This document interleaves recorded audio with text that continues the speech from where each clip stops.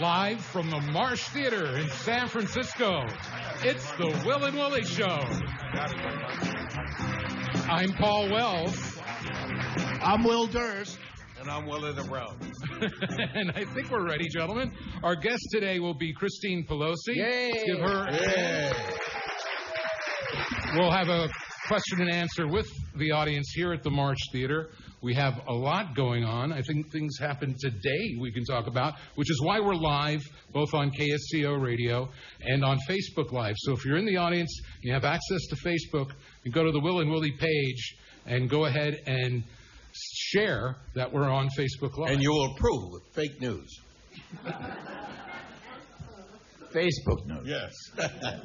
Actually, they didn't even let us promote towards the end. I was going to promote the fact that we were having the event, but we fall under the category of politics. So I had to send them a blood sample. There's nothing political about this broadcast. Absolutely nothing. No, nothing at all. No, we're not political people. No. No, I'm a political comic, and he's a funny politician. Hopefully. Tonight. Was one critic said it's hard to tell where the comedian ends and the politician begins. That's the way it should be. Yeah. Or as Will Rogers said in 1933, I don't tell political jokes because too many of them got elected. Bada boom. 1933, ladies and gentlemen. Yeah, 85 years ago. And here we are, the Tuesday after Memorial Day weekend. I have our new decoration. There's an American flag because Donald Trump doesn't own it. When I walked in here, neither does the right. When I walked in here and I saw the flag, I knew I was in the wrong place. I went back out and said, what's happening at the Marsh? How can you have a flag like that? It's exclusively the property of Donald Trump. Of the right wing. Yeah. That's why I want to reclaim it. As a matter of fact, I was out at Presidio yesterday. Because it was Memorial Day. Memorial Day, and that's what politicians do on Memorial Day. They go out, particularly those of us who go out to, they count the votes you might need.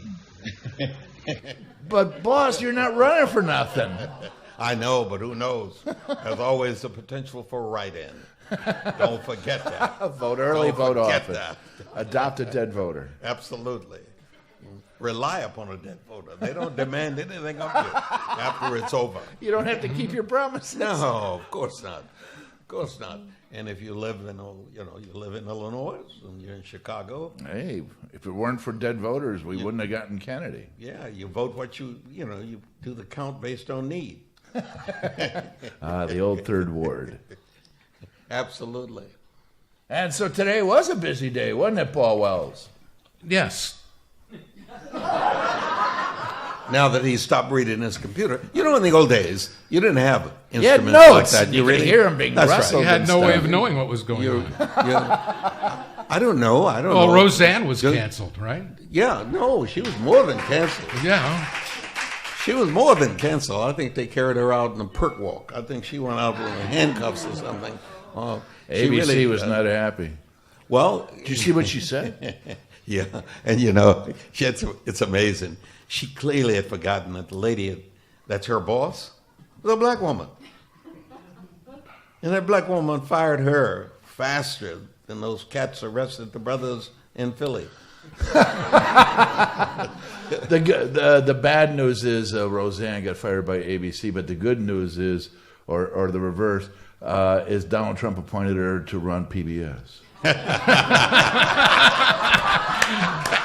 Fresh jokes, ladies and gentlemen. That's it. And he told you. Yeah, that's Bossier's joke. Yeah, he gave you that one. But it's kind of amazing. All of the people that worked on that show quit before she got fired. Not all of them. A lot of them. No, a couple of them did. And the housekeeper told me they all quit. Including Wanda Sykes, who quit first. And then that's the black woman. Yeah. A very funny young lady. Yes, she is. And then it's surprising because it was the #1 show on ABC, and And they gave up a lot of money to make a good statement. And they don't have many good shows on ABC. No, they don't. No. And, How long can you run that hospital show into the crowd? You got the announcement just a few minutes ago. What? She's opening on Fox. She could run to That's Fox a distinct News. possibility. Yeah. You know, can you imagine her show and Giuliani's show on Fox? And I mean, there's a whole group of talented people that are going to end up on Fox. Adding Rudy Giuliani to your legal team is like throwing a hippopotamus onto a trapeze team. Was this guy ever a good lawyer? I mean, I know he was a prosecutor in the New York district, but federal prosecutor. What was he? I don't really think you can. You know, there's no way to really objectively rate lawyers, or at least I hope there isn't. I feel the same way about comedians. Yeah, I hope there isn't. No, but you know, Rudy was quite effective at going after people who allegedly committed crimes. I say allegedly because now that you see him performing, you don't know whether or not they committed any crimes at all. I mean, it's amazing, and Trump loves him though. Trump considers him his number one lawyer Because he's all bluster. Yeah, he does it the way Trump, and I love how he just makes it up, just like Trump makes it up. He just makes it up on the fly, and it works. But he's dangerous to his own side. I mean, yesterday he said that this thing with Trump, he's just trying to distract people with the Spygate thing. Well, there's It's no to question that's what discredit he's trying to do, Mueller. but that gives him credibility on the next one. Giuliani, credibility on the next one, because it's clear that that's what he's doing. He's really just bouncing it around. But that's what Trump does. Yeah, he just makes stuff up. He throws the bright, shiny objects, and we have the attention span of high-speed light. He can pass, however. He can really pass a lie detector test, you know, though. Because he doesn't know what he doesn't know. That's right, and he doesn't, and he believes it. And he believes it. See, I'm not worried about Trump. I'm worried about the next guy, the smart one, who comes in after Trump.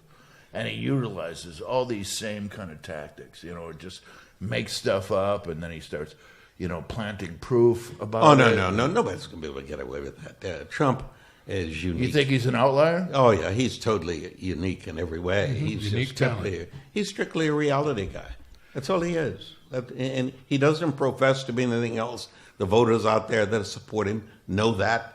They know that, you know, he doesn't become a danger to anybody but himself, period. But but isn't he, like, ruining a lot of things that will go beyond him and having a lasting impact? What, like the environment, Well, national parks? But a lot of that you Offshore can drilling. get back with a Democrat in the White House. Hopefully. a lot of the, Hopefully, a and lot soon. of regulations. and Yeah. soon, and soon. What time is it now? Before it all disappears. But you know, Trump is now. I read today, I think it was in the Wall Street Journal or someplace, where Trump is actually going to go out on the road to help Republicans out in the U.S. Senate race. Oh, please, please, please. Oh, yeah, absolutely. Oh, please, please. As a matter of fact, I said, where do we contribute? We'll make sure. Well, I'll he has donate airfare. frequent flyer miles, whatever it takes. Yeah, he's going into Tennessee. You know that. Yeah. Guy There's Quinn, he's going yeah. into Tennessee for that guy, and somebody, however, rejected him. I think maybe the guy in Indiana has said, you know, I actually would prefer Pence coming in to be helpful. Period. Yeah, and Pence. he's not going into Missouri against McCaskill, I don't think, because that's just not liable. He's coming into Nevada though to help that woman out, and he may go into Arizona to help those people out there, simply because Flake is disappearing and somebody else is trying to take his place. The more exposure you get for Trump, the better off Democrats are going to be. I think so. Although Arizona, he might be able to get out the vote because, you know, his constituency is Arizona. Well, his constituency is white males who played football without helmets. That's his constituency. Well, you know, speaking of that, you know, I'm looking for 70% of all the professional football players are black, right? 70%. 70% are black. And when the NFL, which is clearly playing without a helmet themselves, can you imagine if all the black guys really organized in such a way that they said nothing, but on opening day in September, They didn't show up. got sick. Every one of them got sick.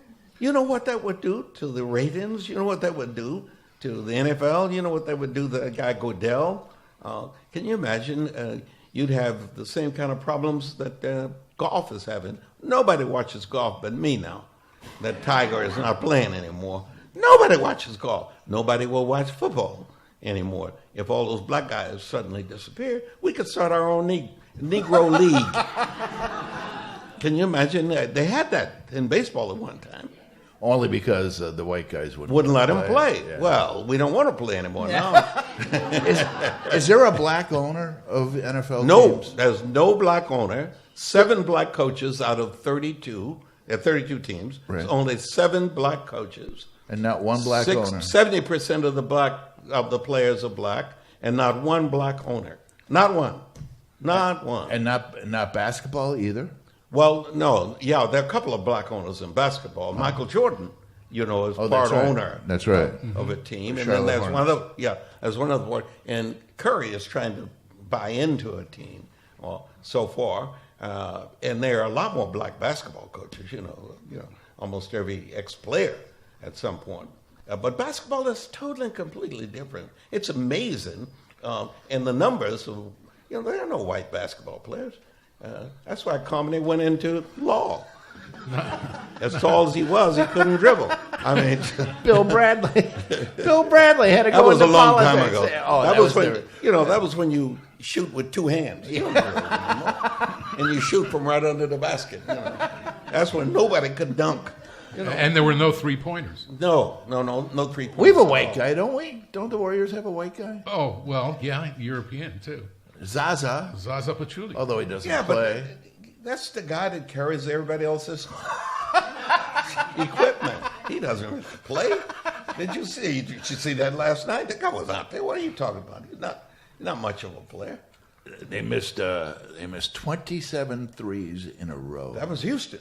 Yeah. That was Houston. Houston missed 27 threes. The Warriors didn't win. Houston lost. Oh, no, Warriors came back from the biggest deficit ever in halftime, the 7th game of the playoff. Of a in the road NBA. team. Yeah. Yeah, but you got to know America is really kind of unusual in that every book in Vegas yesterday before the game had the Warriors winning. By 9? That's right. Had them winning. I mean, how do you know that shit? I mean, We're on the radio. so what does that got to do with anything? And a 7-second delay, which we'll hope is going fine right now. It reminds me of the story that's so dirty. I'm ashamed to think of it myself. You think the public has a problem? No, but KSCO has a license. So Well, the Raiders have a Yeah. Those who rate have a problem. The regulators have a problem, and they just don't listen. Stuff. Yeah, The don't stuff. listen. Just Yeah. move on. But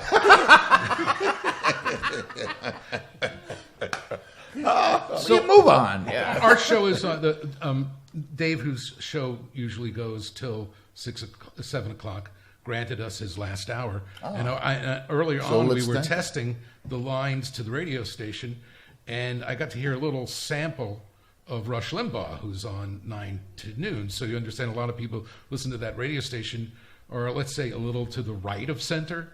We might be a little to the left of center. Rush Limbaugh... We I mean, can't see I the caught center like a because few- of the curvature of the earth. Yeah, well, the few seconds I was listening, he was just about saying that Donald Trump is sincere about making America great again. And I said, well, that's news. Wasn't he calling him an idiot in the primaries? Wasn't Rush Limbaugh? Complaining about Donald Trump. That's the 180-degree turns. These guys got to have chiropractors. The neck turning and Paul Ryan, supposedly the genius of the Republican Party. No, he's really smart. Well, he makes their budgets. but in the world of politics, it is about winning, and they really are just into making adjustments philosophically and otherwise if it contributes to a win. Does this go on after Trump? Not necessarily. Somebody else may come with a different theory, may come with a different movement, and they'll switch to that. They don't have any real views that are not fungible. No, it's rich people, and then they pretend to like the poor people. But their majority is not just from the rich. All those, the cable people, the repair people, those people are not rich. They're all just kind of out there, but they're not rich. And they vote for Trump. They vote for Trump with enthusiasm. He has a way of saying things to them on terms that appeal, and whether or not he's lying, they don't seem to care. And it's kind of like when I was a kid growing up in New York and I'd watch the Shell game being played in Times Square. And I would watch people spend money who come out from out of town. I know where that pea is, and just keep spending money. And the shells. And I knew that the guy was palming the pea and had a fake pea in between his hands. It's like they just wanted to believe that they were too smart to be fooled, and didn't want to believe they're being fooled at all. My uncle, who ran those pea things, said, "Don't you ever put a pea under any one of them." Except when you show where the pea is. Then you take it back out and palm it again. You put it in here? Yeah, in between the fingers. You didn't know about that? I didn't know that. No. I just knew it was a scam. I didn't know how it was run. Yeah. I don't need to know the mechanics of knowing you're going to lose money. Well, there's a woman who's going to be sawed in half and gotta- pop out from under the table later. Imagine Well, you got to be adjustable. Yes. You got to be adjustable. I remember one time, remember Harry Anderson, comedian magician who just died? And I was middling for him in Sacramento. Night Court was his TV. Yeah. He played the judge. And this was before Night Court, or he was on, I think, Cheers. He was on Cheers when he got Night Court. But he was headlining as a magician at the Comedy Club in Sacramento, Laughs Unlimited. And I didn't start on Tuesday. I came in on Friday because the comedian who was there got bounced for some reason. I think maybe he got sick. So I came in on Friday. And Tuesday, Wednesday, and Thursday night, they would play poker with Harry Anderson. And all the staff and, the waiters and the managers and stuff. And I come in on Friday and they say, we're playing poker afterwards. And I said, how's everybody doing? He said, Harry's a big winner. You want to play? Do I want to play poker with a magician? No. And Harry, for the rest of his life, was pissed at me because I cost him, because they all stopped playing. They all went, oh, yeah. I swear to God, he was angry at me. Durst. You see him in a comedy club. I don't want to be around you. I do want to bring our guest on. Oh. She's the head of the Democratic Women's Caucus here in California, daughter of Democratic leader Nancy Pelosi. Please welcome to the Will and Willie show here at the Marsh, Christine Pelosi. And Paul, her real talent is training people to run for public office, training people to absolutely manage the process by which they might get themselves elected. And she's been doing that for, how many years, Christine, have you been doing that? 13 years, Mr. Mayor, since we started taking campaign boot camp on the road. I've written 2 books and been in 41 states, 4 foreign countries doing my campaign boot camps. And it's amazing the people that you meet, the people. I always say elections are like graduations. Some people are magna cum laude, some people are loudy. And you need to know enough and about some yourself. people flunk out. That's right. And you need to know the difference, how you got there, how you win, why you want to serve. And so, who's the most famous that come through your school?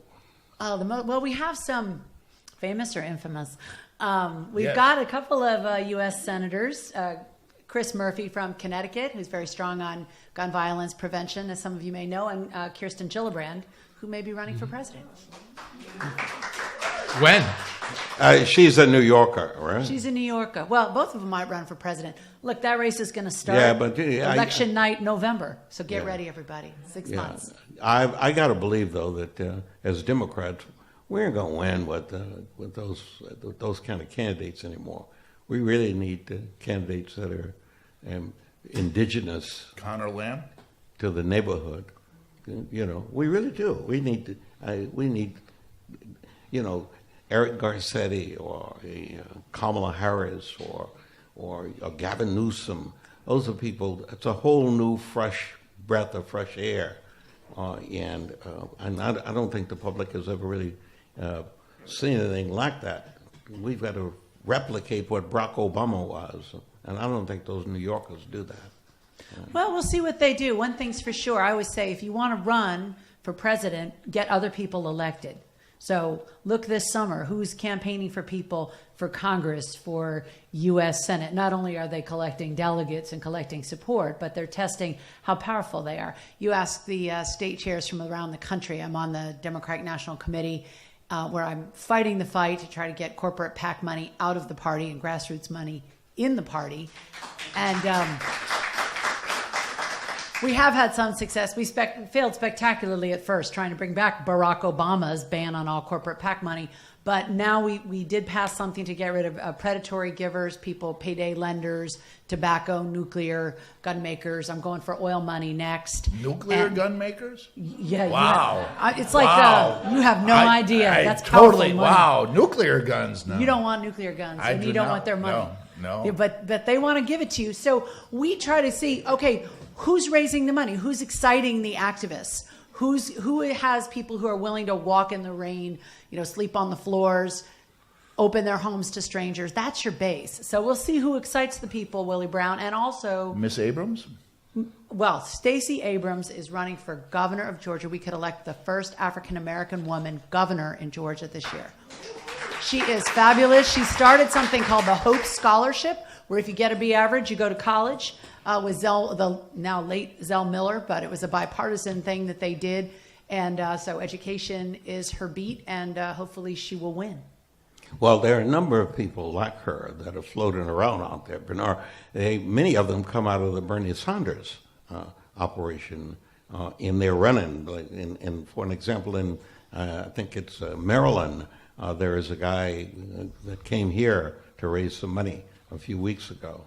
Well, he's from here, Ben Jealous. But he came back. He lives in Maryland now, and he's running for governor of Maryland and doing his best, I think.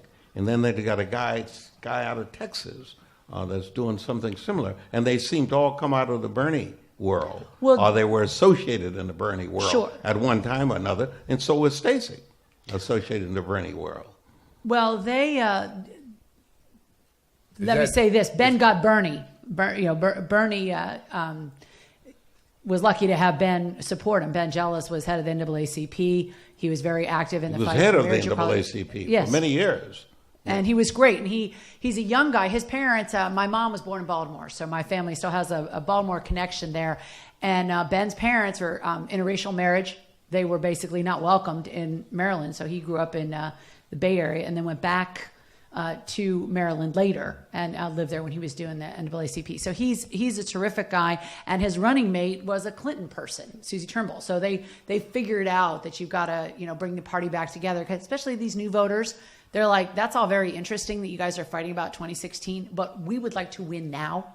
So we need to come together. Let's move forward, not backwards. What do you think of Randy Bryce, the Iron Stash? Because Paul Ryan's obviously not running now, so it's a better chance there.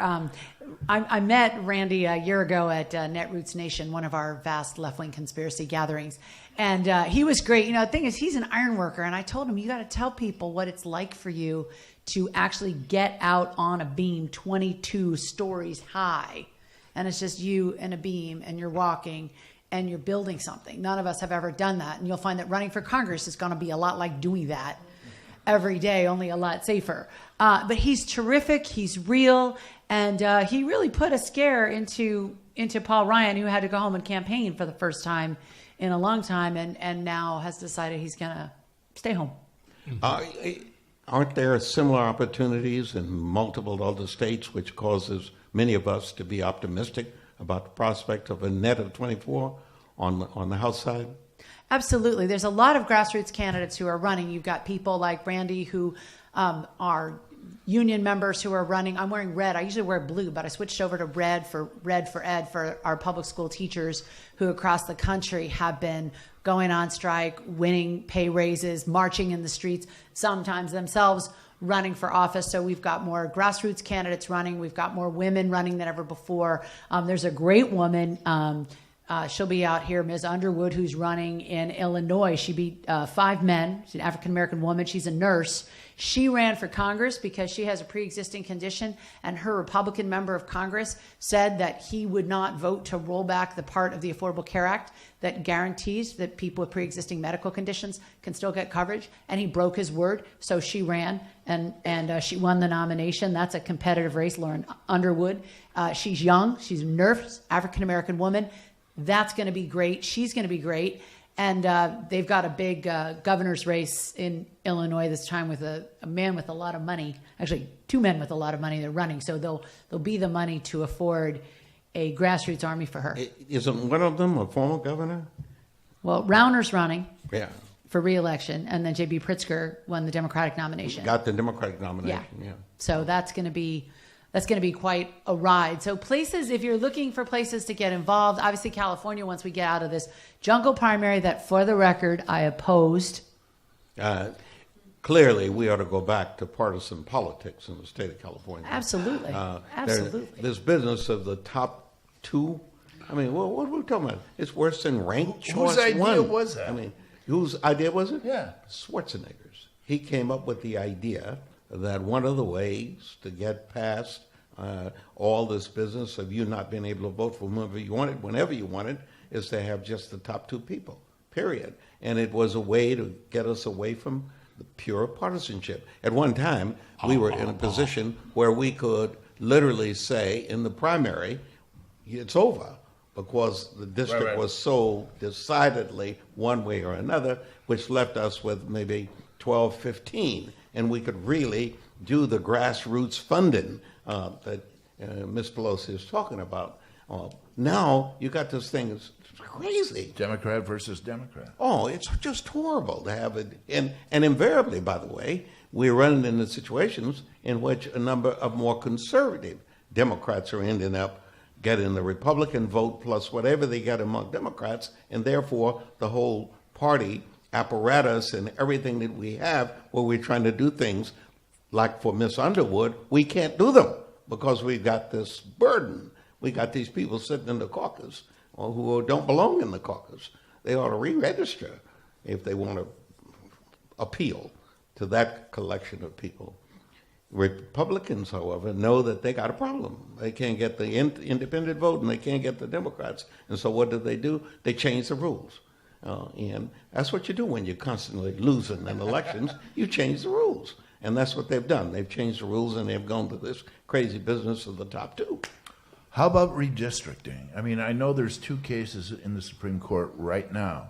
There's a Wisconsin case and a Texas case. And they didn't take the Pennsylvania case, which allowed the Pennsylvania Supreme Court's decision to stand, which brought it back. In California, was that a referendum where we have the bipartisan commission that draws the districts? Well, when I was in the legislature, the Republicans used to take us to court every time. Because when we would draw the districts, we were trying to do Picasso. Yeah. As long as it was a Democrat. Oh, it was Hieronymus Bosch. It really was. We're on the Will and Willie Show live from the Marsh Theater in San Francisco on Facebook Live. So if you're watching, share, and on KSCO and KSCO.com. That was a genius on redistricting. A fellow named Phil Burton. Yeah. He was the head of computers. He was the head of everything. He could literally tell you throughout America how to draw the lines so you get the result reflective of what you would desire. And that there were so many Republicans that were greedy and their personal self-interest of their district that they didn't make anything lack a stink about what was going on. And the results were always pretty good. Well, what you really need to do, though, is make sure that people have faith and confidence in the system. They're not going to vote unless they think their vote is going to count and be counted as cast, and they're not going to vote if they think, well, it's going to be a Democrat anyway, and I'm a Democrat and I don't really care, or it's going to be a Republican and I'm a Democrat, so my vote won't matter. I also think that if you look at the results that Democrats have come up with in California, even after that bipartisan commission, we still have a majority because we've got the voters. Because that's what voters in California, we're a progressive state by and large, except for some parts of the interior. That's why we keep winning regardless of who draws the lines. And our candidates always in California actually make themselves known to the voters. It is a candidate that ultimately gets the voter to embrace his or her candidacy. It is not necessarily all the party apparatus and the party agenda. So it's really the work ethic of a person running for public office has much to do with, if not most to do with, whether or not that person gets elected. And we've been really lucky. Our candidates have really been people who actually ring doorbells. They actually go ring doorbells all over the state, and they get themselves elected. And that's what we tell them. We say, look, we don't want anybody to exempt out. We tell them in my campaign boot camps, we'll say you need management, message, money, and mobilization, and we're not going to do them for you. So if you're like, well, I'll run, but you need to raise the money for it. Nope. Well, I'll run. I don't like to walk precinct. Too bad. No, you got to do it all. You have to do it all, because if you're not willing to do that, if you're not working to work harder than your constituents at trying to make sure that you're listening to them, then they're not going to vote for you. I think people are very resentful of lazy politicians. They expect you to hustle for the vote. I hope you guys are planning to run for politics, for office, because between these two, I mean, this is like a master's class on Facebook, for running for public office right here. Well, we have a lot of propositions both locally and statewide, but now as a public service, here's Will Durst's guide to voting on propositions. Well, I got to tell you that we'll do it. I was introing. I know. I want to. Go ahead. No, go right ahead. Go right ahead. No. And I knew he was going to say that. Except Prop G. You set him up. No. Gotta vote to give the teachers a raise. My That's daughter's right. public Thank school you. teachers Give the need teachers a raise. Yeah. G. Yeah. G. G. But not C. In our city, G I'm is not what? paying $3 more across a bridge. That's 3, not C. Oh, is it? yeah, that's C is regional. child care. Regional, yeah. Yeah, regional. Sorry. Well, This is well, why no, he wait a minute, votes wait a no. minute, He wait a doesn't minute. read the ballot. No. Well, not only that, I'm not sure No, he's right no, on that no, when he no. says it. Let me tell you, these scooters, or the scooters are replacing How the many method of times have you been photographed for the Chronicle? That is the Standing only still photograph people on a are going to scooter with remember. this hat on. They're gonna that one and you with the crown at Beach Blanket Babylon. But that's it. That photo of you on the scooter that was accompanied. and it was taken by an amateur, Was it really? Yeah. It was a great shot. Phil Mateer. It Well, was a a shot true taken by an amateur. Oh my God! I'll say one thing though about You the look scooter so debate. jaunty. Yeah, he looked jaunty. I'll tell you one thing about the scooter debate though that I found really unhappy. You can tell your employers at the Chronicle that I said this. The people that you're leaving out of the scooter debate are people with disabilities, because when you go down a sidewalk and there's curb cuts, there's curb cuts that are supposed to be there for wheelchairs and walkers and people with disabilities. First of all, if you have a scooter that's been left in one of them, then you're asking somebody to like really wheel themselves into the street to go to the other curb cut. People just racing down the sidewalks. If you're in a wheelchair, if you have a walker, if you have a cane, you can't get out of the person's way. I think we have to have more input from communities with disabilities in order to really talk about when we have designated lanes and safety, because they're not in the conversation. These are tell you. motorized vehicles, and they qualify as such. They're not supposed to be ridden on the But sidewalk. keep in mind, every single solitary new method of moving yourself and people around, they're totally indifferent to the folk who can't use that technique in that process. For an example, I don't think Uber picks up anybody who's with disability. I don't think Lyft picks people up. not Taxes equipped for it. are required. Taxes are required to do that. And I know, I've been walking around now looking at those blue bicycles. I haven't seen anybody get out of their wheelchair and get onto that blue bicycle or that orange bicycle or that red cycle And they're that's out taking there. up a lot of parking spots with those blue bicycles. Yes, they are. And so Which we handicapped clearly, people could be parking. in. your comment is addressed not just to scooters, it's addressed to all of those new methods of transportation, because clearly the disability community, the equal access to every method of transportation ought to be made available to people, period. And the advocacy ought to be that. When I saw what Dennis Herrera had said, I'm cease and desist, listed in that should have been the kind of things you are talking about in order to make sure that there is equal protection. and Scooters equal with access. sidecars. Scooters.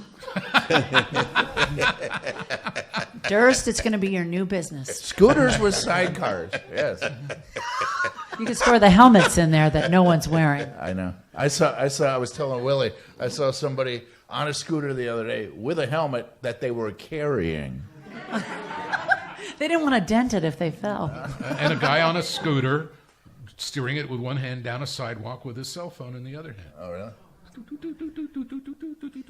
Yeah, we had a guy in the rain with my daughter I was like, oh, we got to park the car and take this picture. Guy had a scooter in the rain and a hot cup of coffee. Now, do you want to be in between that guy? Willie said and there was a safety? scooter No. on the Bay Bridge. On the Willie Brown Bridge. Really? On the Willie Brown Bridge, there was a scooter. Taking your name in As a matter of vain. fact, there were two Seriously? scooters. And they disrupted the bridge. Totally disrupted the bridge because nobody wanted to be the first to be counted as having wiped out a scooter. You know, it's like Someone's going to want it. the first self-driving car, unfortunately for Tesla, turned out to be Tesla. You don't want to be the first to knock off. a What scooter. are they thinking with the self-driving cars? I mean, there's no poop happens algorithm, because stuff happens like right away, and I don't get the self. I don't think it's gonna. Too much stuff happens. I mean, we knew that was gonna happen. I would hope you would not protest too much because I need a self-driving. Here's the problem, though. No, The you need a technology. windshield You're with a safer prescription with- is what you need. That woman walking her bicycle across the street in Arizona, now that we have a lot of information of why she got killed, and among the things is Uber decided to disconnect the safety feature that was already built into that Volvo that would sense somebody or something in the way and hit the brakes. So they disconnected the thing that would hit the brakes. Uber did. And Uber only has one, not two people, and they're testing the cars. The woman in it was watching the telemetry, and the split second that it took her to look up, it was too late. But the amount of feet between when the car actually sensed it, because the car couldn't distinguish, is it a pedestrian, is it a vehicle, is it, no, I don't know what it is, so I'm just not going to do anything. shadow. I'm not going to alert about anything. It was a woman walking When I a used bicycle. to drive, that was my option. I don't know, what is it? Thank God you don't drive anymore. Just Oh, stick but to he the had- taxi cab. Oh, It he could have had- stopped he had if they sweet let cars, the Volvo. though. If the safety feature had been on, the car might have tapped the woman. It was enough distance for it to stop, but Uber disabled it because it would give the wrong impression for how they wanted to gather their information that the car was braking unnecessarily. But they have now discontinued the Yeah, they entire stopped that. program. They in gave it up. So general counsel for Uber lives in the building I live in now. We have conversations regularly. And so Uber has got little issues. They've got a lot of issues. Yeah, They've few got a lot of issues. issues. They got to clean up that mess. Even with the drivers. I don't think it's going to happen. I don't think self-driving cars. I think it'll be, an option that you can, especially on a freeway where you can go. There will be true cruise control, Well- but not on city streets. Well, you're really living behind times. I am. They are testing self-driving trucks already. And that test is far more expensive. What happens when the And it- truck rolls over a van carrying, 14 people to choir practice? That's the only time anybody's going to get upset. Well, I don't know exactly what they intend Depends to on do. what denomination. Well, they should be upset. They should be upset now because what they're doing is creating an economy where they're saying you don't have a job and a Too late to career stop. and a nest egg. Yeah. It's just a gig, and they got it. Well, it's not necessarily too late because the California Supreme Court just had a major ruling that said Uber, you know how they have, maybe you've seen the ads where they say get your side hustle on. You'd really think after that ruling they'd take those ads off the air. You might want to talk to your neighbor about that. Because basically what the California Supreme Court said is no, when you talk about a gig economy, you're talking about, oh, Christine's a seamstress and the sewing company needs an extra person to come in and sew some dresses for the prom, so we'll hire her as a temporary worker. Or Christine's a driver, so Uber will hire her to be a driver. That's not what Uber does. Uber says, hey, you can be a teacher, but we're your side gig. The two have to be related, according to the California Supreme Court. So that's going to change and make the side gigs become employment gigs. And why would that matter? Because then you would get benefits. And we have to worry about that, I think, a great deal. Who doesn't want benefits? Yeah, What are you we get saying? What are we benefits, saying and to then people each where you ride don't you have get health care, you don't have $3 instead of $8. unemployment insurance, you're not paying into Social Security, so you're basically going to have to work forever, which is awful, and it also means that they don't have to. They don't have to give you protections if somehow you're injured on the job and you want to get your job back. So I do think that we should worry now. Yes, perhaps we needed to disrupt the multi-million-dollar taxi medallion racket, because we used to have, how many ballot measures did we have when you were mayor? In those 8 years alone, we probably had 3 or 4 ballot measures about the medallions going back and forth. So maybe you needed to disrupt that, but you didn't need to disrupt labor rights, workers' rights, or a nest egg. Well, what you really got to do, though, is you've got to make sure that the transportation system serves everybody, period. And the people who are providing the service in the transportation system clearly need to be subject to all the benefits that come, no matter what the nature of the employment happens to be. So the argument is obviously on the other side, wow, this is a whole new world. You're interfering with technology, you're interfering with all of the innovations, etc. And the argument is going to be made. And believe me, people running for public office are totally ignoring it. In the mayor's race, for an example, nobody has mentioned Uber in the mayor's race. Nobody has mentioned scooters in the mayor's race. Nobody has mentioned bicycles in the mayor's race. It's amazing how the subject matter that we're engaging in, that's on everybody's mind. I left my home to get here on time, and I got mad because he gave me the wrong time to get here. Because they have a 3-minute news at the top of the hour. Yeah. We're live on KSCO Radio, 1080 KSCO and You don't realize how KSCO.com, valuable Facebook time Live, is. You don't Okay, realize how from valuable the Marsh time Theater is. in San We're closing Francisco. in, and we're going Yeah, to have. we have to. Yes, Yeah. thank you. We're closing in on the end of this segment. I want to know your Q&A. predictions. Come up to the microphone, please. Yeah, anybody who wants to ask a question, please start lining up now. We'd I want love to know your questions. predictions for the June ballot, governor and mayor. Governor and mayor? Well, let me say this. I think Gavin Newsom will be one of the candidates for governor. I think, I'm just going to go on the record here, I think it's a mistake for him to try to pick his opponent. He could talk to Gray Davis about that, who thought he would pick a candidate. No, he picked Bill Jones over Richard Reardon. A year later, Gray Davis was recalled because he didn't spend time talking about the positive things he would do as governor. He spent time just saying, I'm running against an awful Republican. And he won, but it was a hollow victory because within 6 months, there were recall petitions in the streets. There was some, not me. Funded by Darrell Issa. Darrell Issa, that's right. And then they moved him aside and Arnold because stepped in. he thought the Republican Party would turn to him for being their savior for getting all the recall. And then they Said, said, "Thanks for the money." No. We're going to let 132 people run. That's right, 124. But yes, and the other one is, are the people that thought, well, let's have this Pied Piper strategy of promoting candidates like Donald Trump because Hillary will do better against him, which turned out not to be true. Oops. So I think Democrats should pick Democratic leaders, Republicans should pick Republican leaders, and if we really start to mess with that and try to get cute, the voters are going to see through that. They want to hear about themselves. So I still think it's going to be Gavin and Antonio because I think we have more Democrats voting than Republicans, and the Republicans are split between Travis Allen and John Cox. I think you're wrong. I think it's going to be Okay. Gavin Cox. And I said that advisedly because apparently, I try my best to watch everything that happens on television that people pay for. And lo and behold, somebody has pulled the plug on all of the business of allowing Antonio to be seen. He's off the air, literally, in the last 2 days, gone. And all that money that Is he not raising money? well, it's not so much whether or not he raised money, it's all that independent expenditure money. It was $1 million a day. That's what he was spending. That's what was being spent on behalf. And it was being spent primarily by the people who are for, what do you call it? Charter schools. And it's just, Primarily in L.A.?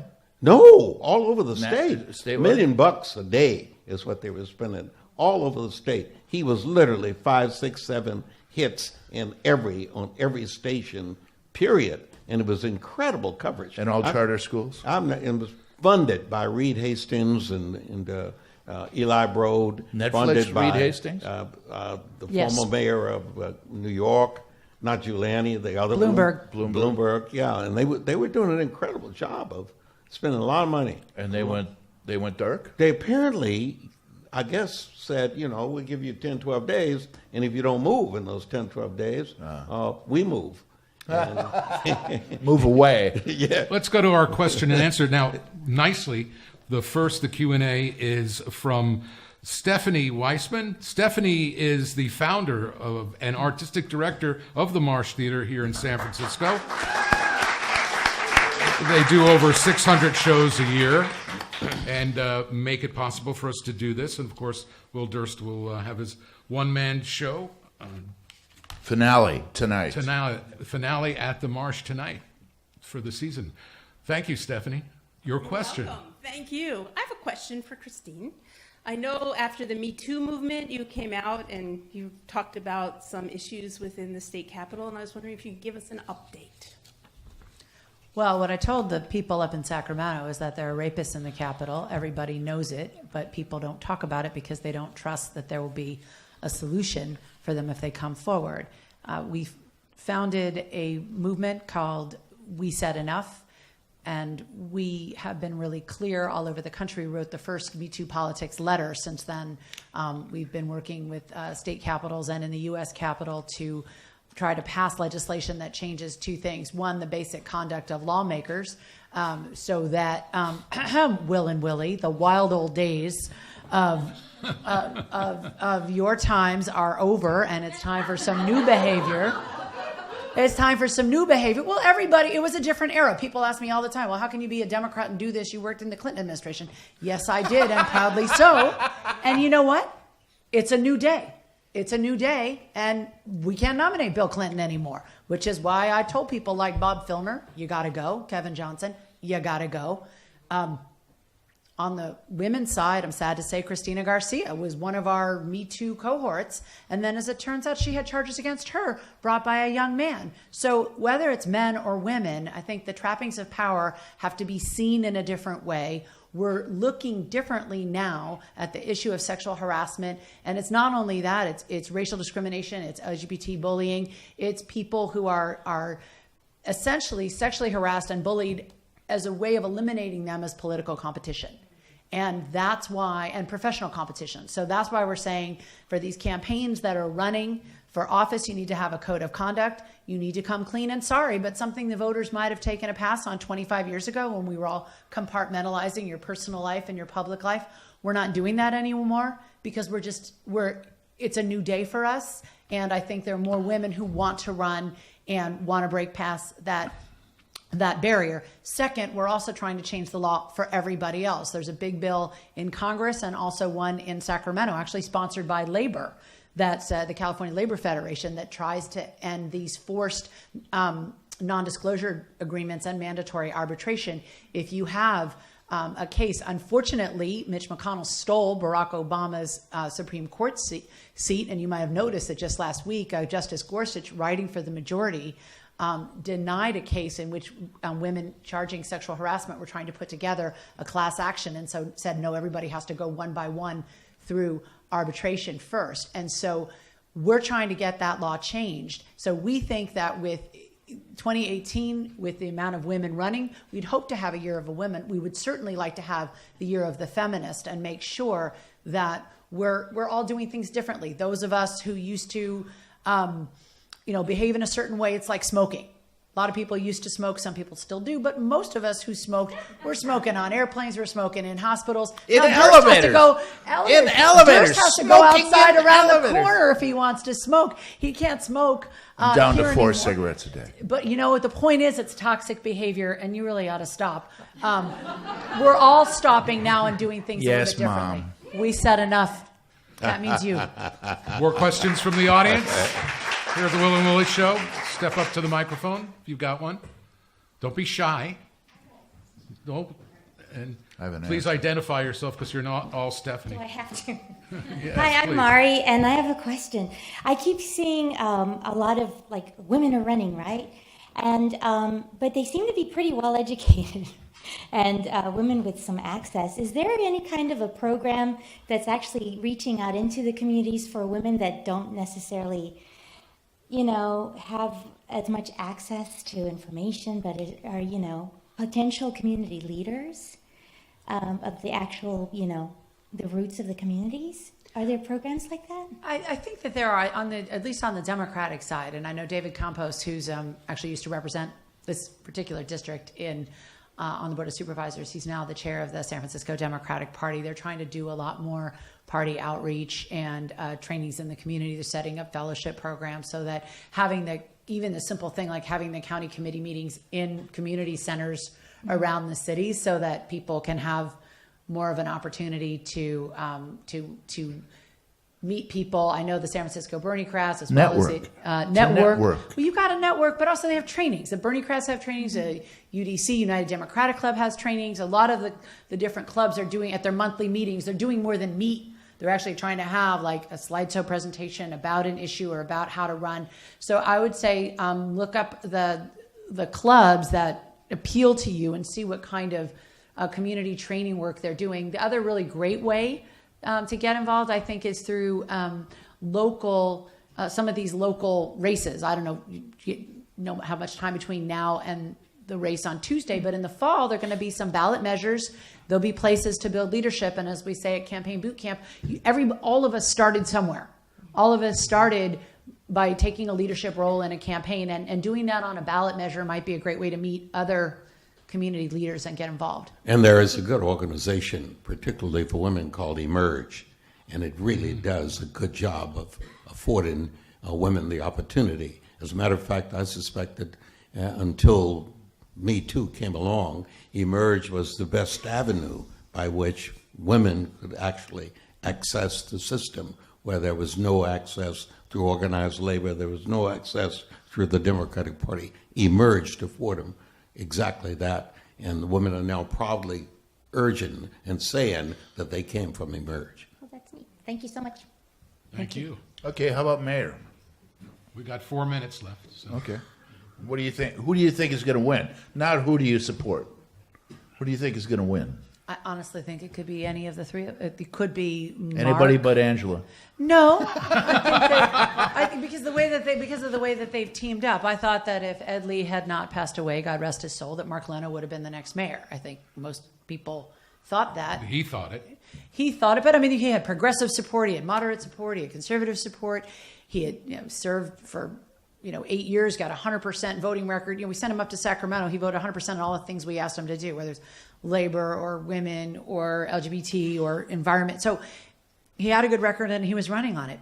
But I think that the dynamics of the situation and the dynamics of removing London really awakened a lot of women to say, hey, wait a second, you were fine making her a president of the Board of Supervisors when everyone thought Ed Lee was going to be working in the Hillary Clinton administration. Why all of a sudden are you looking to remove her in a way that you didn't remove Dianne Feinstein? So that awakened things. And Jane Kim, she ran a very good race for state Senate. She beat Scott Wiener in the primary.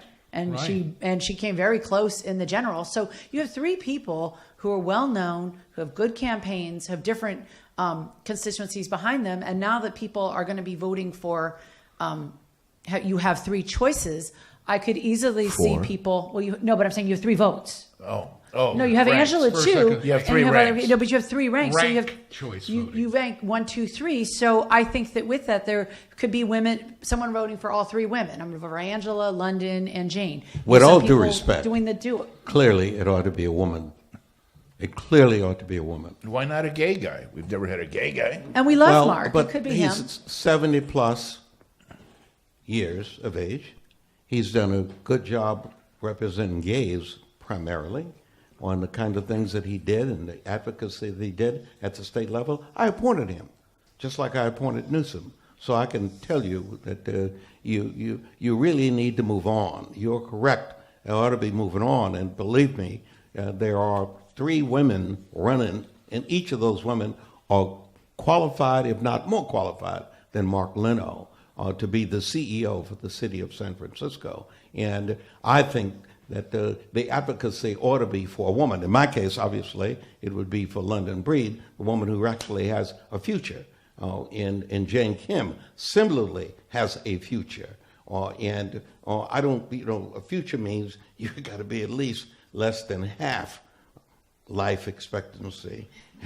I don't know about that. I think I think to have a future, you have to I plan capture on the living to desires of people. 110, so Yeah, I got but I bet 44 you do. years We're going to left. be here at the march. Yeah, but We've every speaking of being Tuesday. here at the march. We're at the end of the show. Oh. We're hitting the Well, wall let's- now. But we're not at the end of Let's Will's thank our career, though. guests. He's just Let's getting thank our started. I want to thank Christine Pelosi, who is author, activist, mother, chair of the California Democratic Women's Caucus, and yes, a fine daughter of a fine representative for the 12th District Democratic leader, Nancy Pelosi.